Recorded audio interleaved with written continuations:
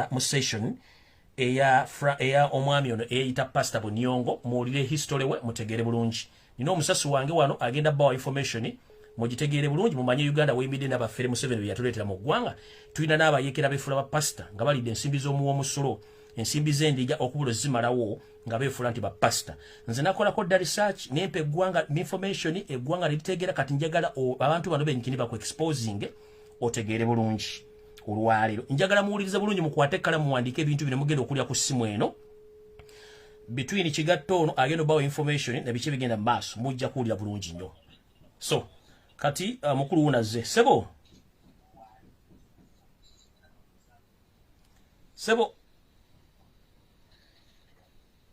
hello yes sebo nkulamusiza wa Uganda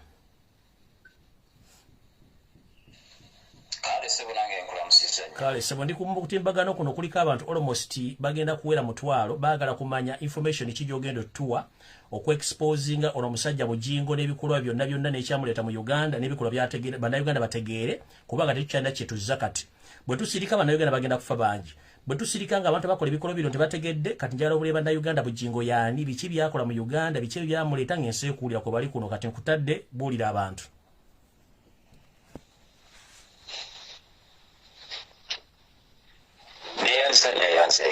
Amina sebo. Nkwebaza omulimu gw'okola. Yes sebo. Ogw'okubulira banna Uganda embeera nga bw'era embeera nga bw'etambula n'ebintu ebirala eby'enjawulo. Oteeka n'okumanyisa banna Uganda omanye abantu balina okuba nga babamanyi. Yes sebo.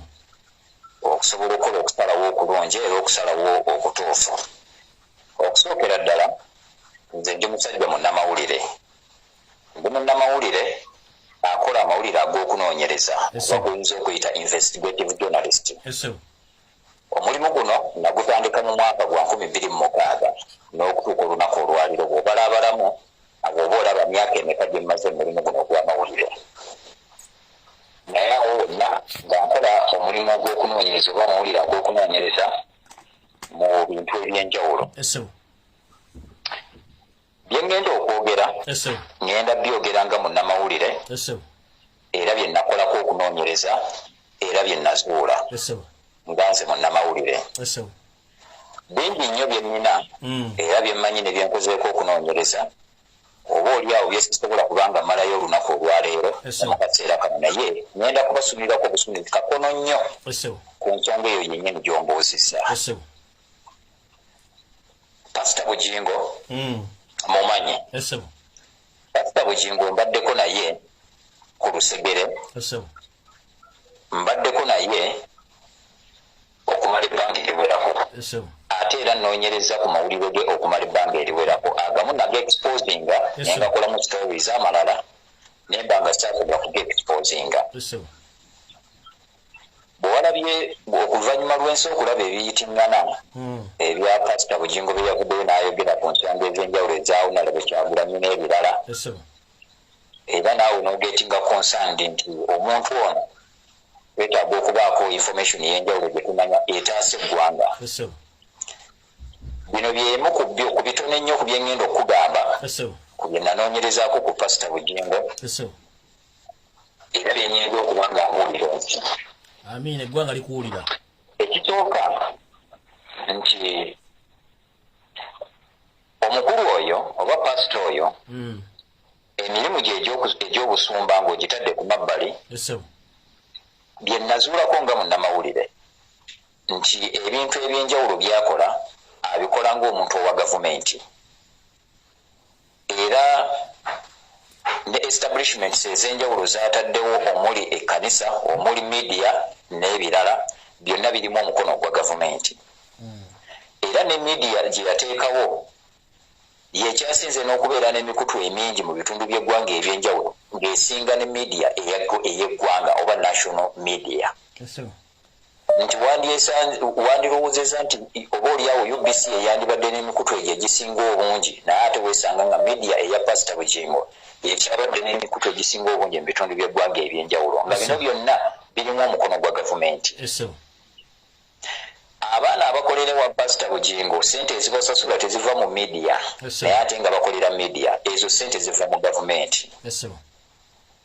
era naye kennyini enfunda eziwerako atuula wansi n'abagamba nti byemukola wano si bye bibasasula wabula ssente ezibasasula zirina gye ziva n'olwekyo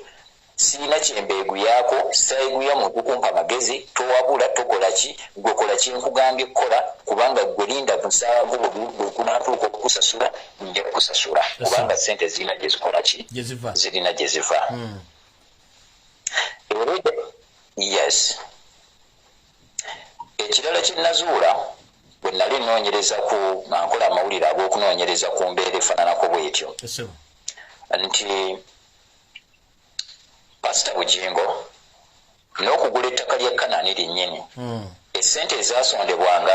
nga zijja mu bantu aba bulijjo ekyamazima size ezaagula ettaka eryo ssente ezaagula ettaka eryo zaava butereevu mu gavumenti era nga zaali z'omu ku banene munda mu gavumenti amanya googere tetulina ttabbu era nga zaabe omuntu oyo era bw'otunuulira ne media yennyini erimu omukono ogwa General Muhoozi Kainerugaba mutabani wa pulezidenti era General Muhoozi Kainerugaba bw'akuba essimu n'agamba nti oyo pulezidenti ave ku mpewo ekyamazima tosobola kusulawo era waliwo ne puroguramu gye baakajjako bagiyita omusunsuzi baakagijjako wano ng'okulonda kugenda kutuuka essimu yajja n'evuga buvuzi era abapulezidenti abaayo okuli Siraji Lubwama okuli Junju Francis ne Lugonvu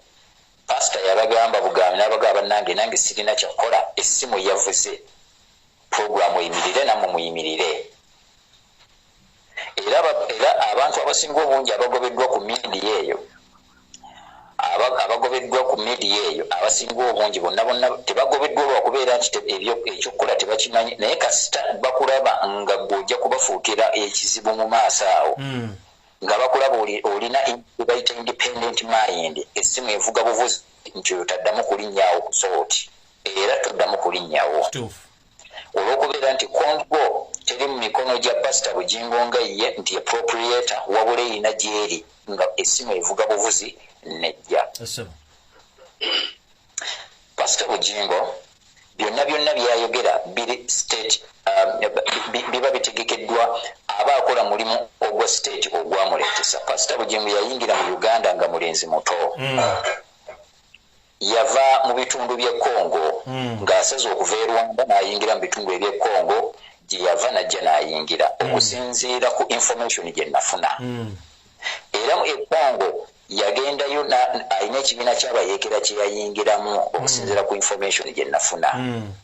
era eyo gye yava ne muganda we ne bajja muganda w'omu abeera kati Tanzania omuwala era muganda we oyo yes kigambibwa nkyakinoonyerezaako okwongera okufuna obutuufu bwakyo naye nga kigambibwa nti oyo ate gwayisaamu ssente okuzitwala mu kibiina ekyo ekyabayeekera ekiri e Congo okwongera okukifacilitatinga ekibiina ky'omuntu yandiyagadde okitegera kibiina ki ekyabayeekera mujjukira bulungi nnyo ebyaliwo ndowooza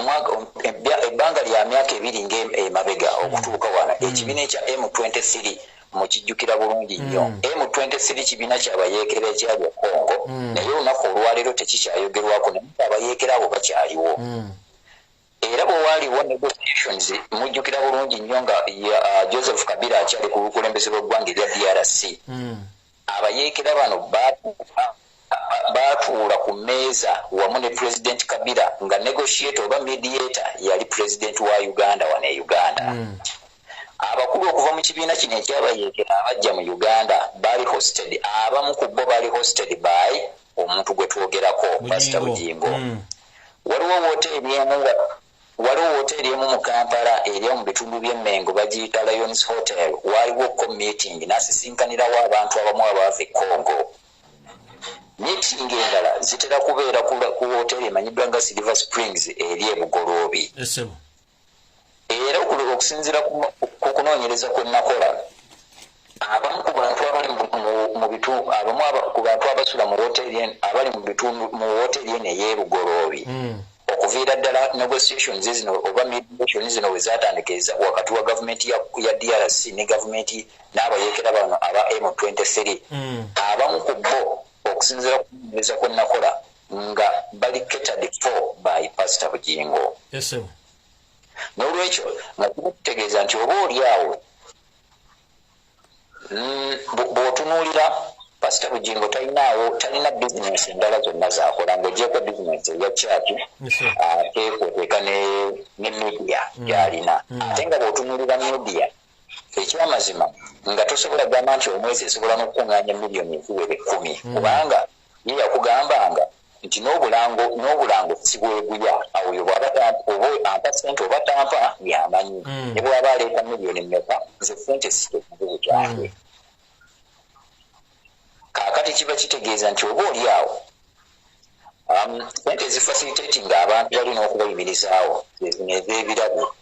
zibaleetera mu kyalo kubanga omuntu aba facilitatinga n'abayimirizaawo talina bizinesi zeyinza kugamba nti alina ebizimbe alina factory n'ekya sente n'ebirala ebiringa ebyo ebintu bingi nnyo bye nanoonyerezaako era bye nazuula ku nkola y'emirimu ku nkola y'omufumbo oyo n'abasumba abalala sigamba nti nanoonyerezako oyo yekka naye lwakuba nti gwe ombuuzizza ku oyo ate ng'olwaleero nti ensonga eziriwo zeetooloolera ku oyo naye n'abasumba abalala bino byenkugamba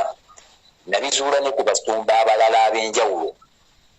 naye kati wano njogera ku oyo gw'ombuuzizza ye ng'omuntu ebirala bingi bye nazuula naye nga nkyabinoonyerezaako okwongera okuzuula facts entuufu byenjogeddeko ebyo byensobola okuwa obujulizi ne mbuteeka ku mmeeza nti bubunga